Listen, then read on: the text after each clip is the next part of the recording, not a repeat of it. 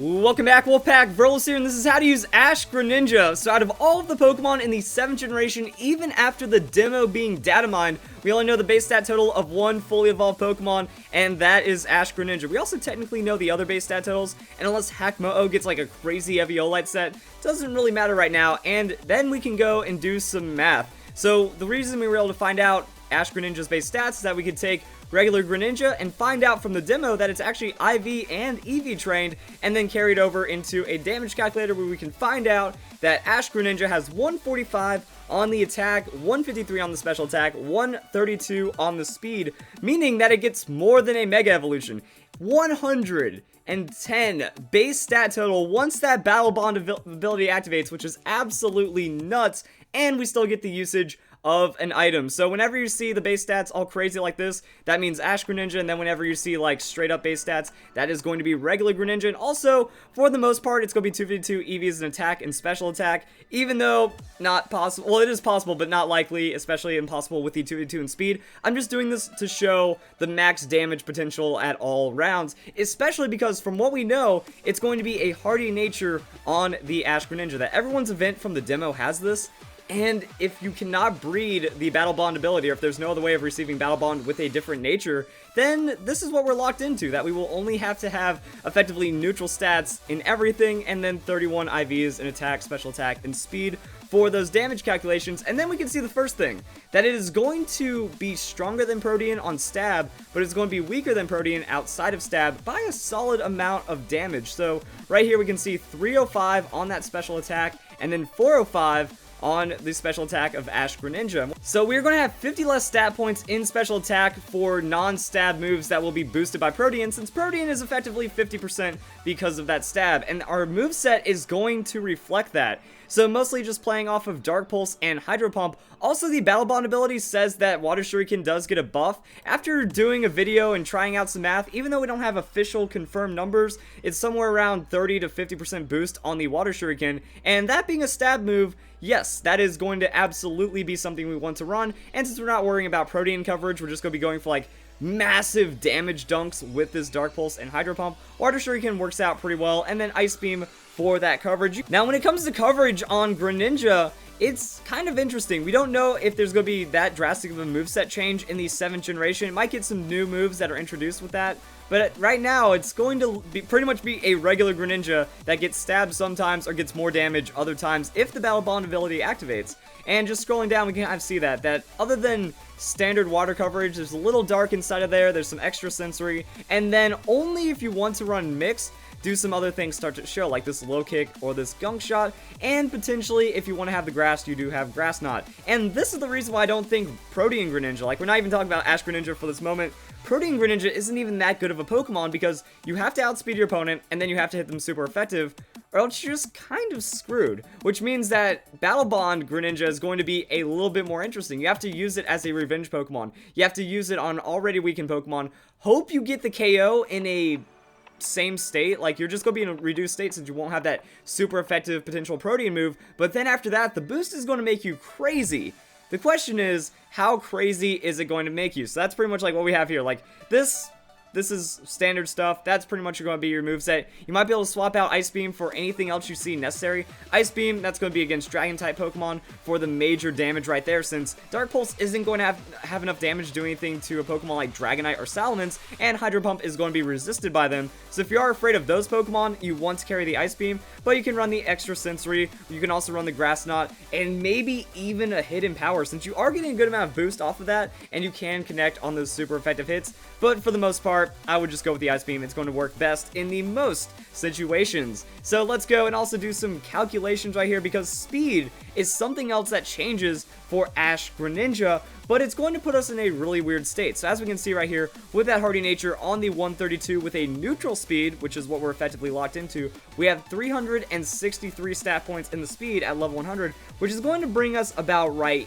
here compared to normal Greninja. That's 115 base speed between 115 and 116. So we're going to be faster than 115 base speed at level 100, but we're going to be slower than 116 base speed at level 100. So that's just some of the weirdness of a 132 neutral speed stat, but we do still outspeed a good bulk of Pokemon while gaining damage. Now, if we do gain access to Timid, Timid is going to push us up to, well, 132, which means we will now outspeed actually quite a few Pokemon that potentially threaten us. Gengar, Crobat, Mewtwo, and Aerodactyl will be outsped, as well as the Jolteon. So if we can get a really solid Hydro Pump on the Jolteon, that's where the Battle Bond changes. They can't come in to check you after that, so you'll be pretty solid, but we still get put into the dumpster by Manectric and Lopunny, and then all those Pokemon that are faster than it. So the speed boost, it's okay. I guess some other points are like Talonflame, that we can match a priority move with that Water Shuriken against the Talonflame. Then we're naturally outspeeding Swellow, Weavile, Noivern, and Pokemon like that, including the Shaman. So now you can hit Shaman with the Ice Beam instead of potentially getting Air Slash locked or just eating a stab move and dying,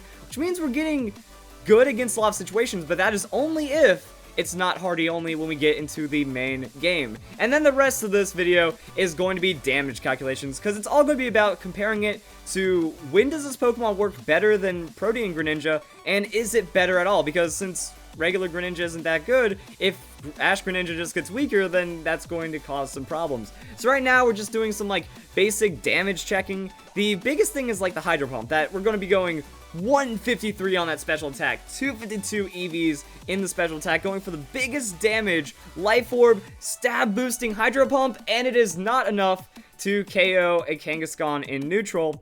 And that's kind of what we're looking for. We're looking at what we can neutrally KO with the Hydro Pump, since Protean Greninja, it already plays for those super effective hits. That if you're relying on super effective hits with Ash Greninja, you should just be using Protean Greninja instead, because it's just going to give you a little bit more coverage and some more reliability against different moves and different Pokemon. So then I also wanted to be like, okay, what about physical attacks? That you can do a better mix set on Protean Greninja because you are going to be gaining that stab, but then we can even see right here, if we go full attack investment, 2v2 EVs into the attack on a physical Ash Greninja, low kick still doesn't find us a KO. However, Protean Greninja does if we do have a max attack for that Mega Kangaskhan, and even down to different EV numbers. So at 100 EVs, it's going to put us in about the same place as this, which means the rest goes in special attack, and then the Protean side kind of still balances out really well. So as we can see at the max with the 252, yeah, if we just say ran a naive or even a Jolly Greninja for like full offensive coverage, the low kick has a very high chance of KOing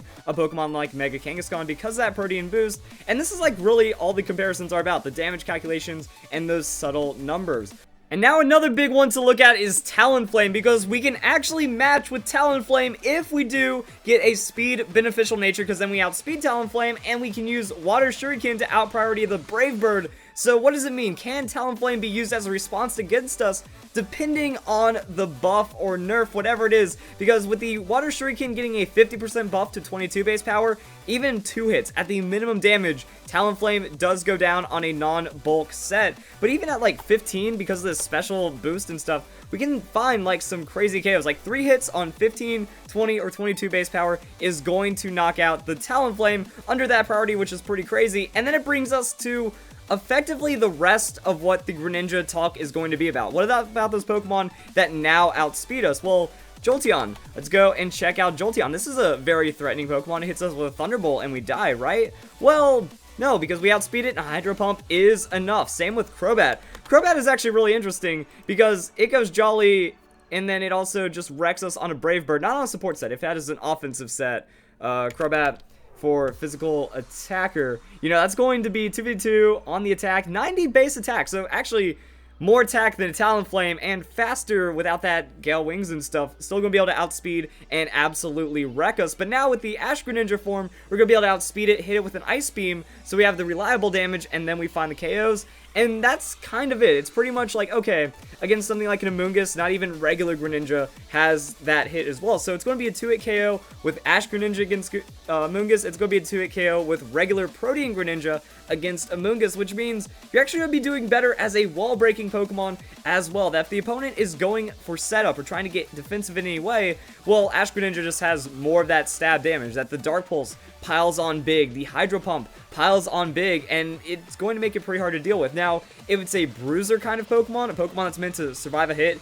and then dish a lot of attack or damage back, then Ash Greninja still doesn't stand a chance. Regular Greninja, in those very few scenarios where that super effective finds the KO on a bulkier Pokemon, but not on a Pokemon that Ash Greninja didn't have, that's kind of it. So what I'm saying is, it's really interesting, and let's go back to over here, that way we just have a nice little Greninja to look at with all of the movesets and stuff. So like I've said, I don't think Greninja is a good Pokemon. It can find its ways of working, and then Ash Greninja does need to get that KO to snowball it, which means if you save Ash Greninja for that later part of the game, you might find insane amounts of success, especially because Dark Pulse is going to be a solid neutral option to do pretty good chunks of damage. So let's see, against let's go and bring back Jolteon, and Jolteon is kind of in like that same realm, like 65 base hit points, 95 on that special defense, but Dark Pulse still doing like 73, 87, so if you have Stealth Rocks up, or if you're just late in the game, if all of your opponent's Pokemon are fairly weakened, and even if their tanks are missing a good chunk of health,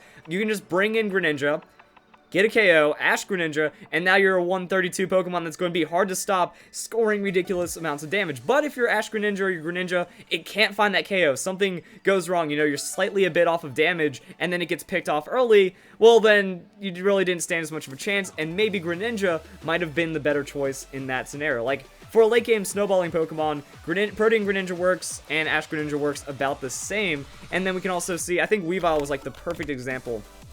So now we outspeed Weavile for the first time, and then we also do still get to find some good amounts of damage on it. That Hydro Pump is going to be a one-hit KO against Pokemon with up to like 80 base hit points, 80 base special defense, and 85 base special defense as well. And then even like 90-90s, we have, I believe, a small chance to KO. So if there's Stealth Rocks up, or if they're missing like a touch of damage for some reason, then Hydro Pump will be able to KO Pokemon like that as well, which means we just have a lot of damage. It's like whenever I talk about those Pokemon that are using high base power moves like Close Combat, and they're just looking for non-stop straight KOs, well, Ash Greninja doesn't have to give up anything on that. Like, it doesn't have to sacrifice and give up something to Choice Scarf. It has high speed, it has high damage, it gets the Life Orb, but you also are in some really weird scenarios, because of that Life Orb, you are losing 10% of your health every time you use a move, which means if you are in a range where something that could only do 80% to you could knock you out, well, now Greninja, it's eventually going to run out of health, so you do have to keep it safe in that regard.